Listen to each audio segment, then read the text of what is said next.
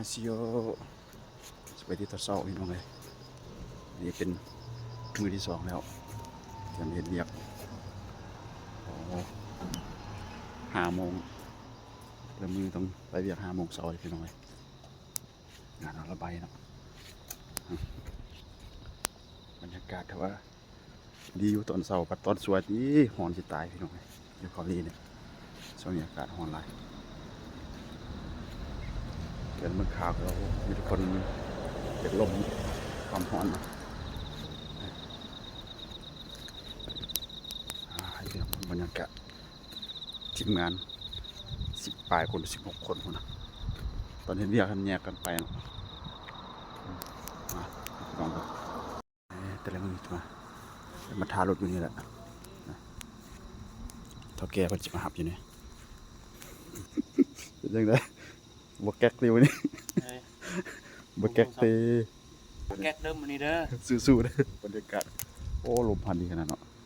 ไอ้แท้มีลมมันนี่บ่ตายง่ายกำลังมาทีมงานโอ้อากาศแบบนี้ตอนสวยก็จะคักเนาะเย็นดีครับตอนสวยตีฮอนว่าเต้น้ำมาหับแล้วอาจา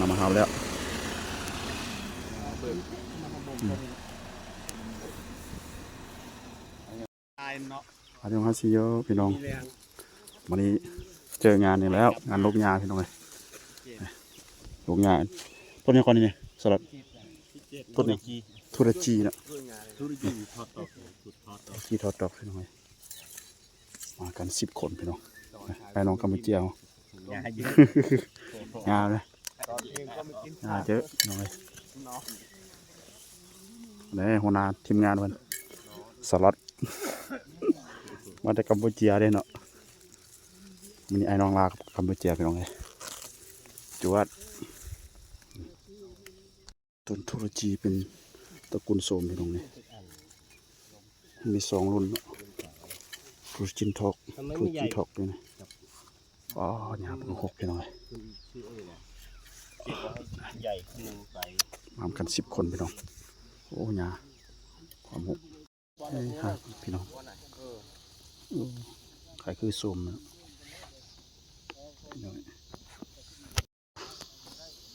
แล้วครึ่งหนึ่งละมาทีมงาน10 คนงา6นะงาในหัวหน้าพันหัวหน้ากลุ่มงานนะ6 แถว 6 บานี่ชวนทีเสียงานแล้วเด้อมาเห็ดงานที่เกาหลีงานสบายยกลกงาเนาะ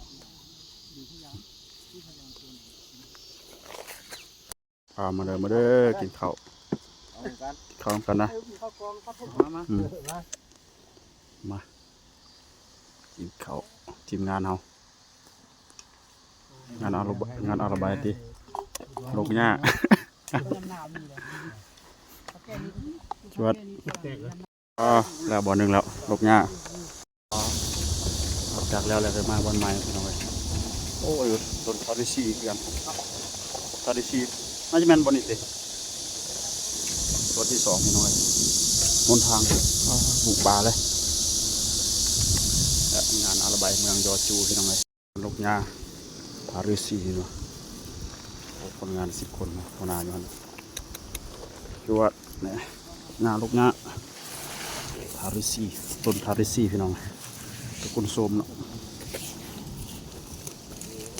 งานเก่าพี่น้องเลยงานอาระบายเฮาจวดได้แล้ววันที่2พี่น้องพอดี4 โมงแรงแล้วเลิกเวียกทีมงานปิด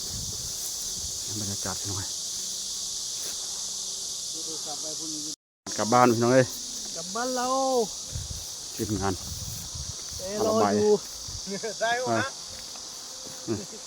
จากลกงานแล้วเนาะถามนี้กูจะทางบอสงานทีมงาน10 คนมีไอ้น้องกัมพูชากับลาวเนาะ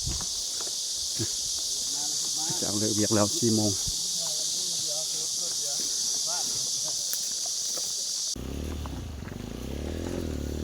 เมื่อบ้าน งานระบาย งานอะไรไปเบา เบาๆที่เป็นลมฟอนไลน์นอนตอนนี้แล้วโอ้บไว้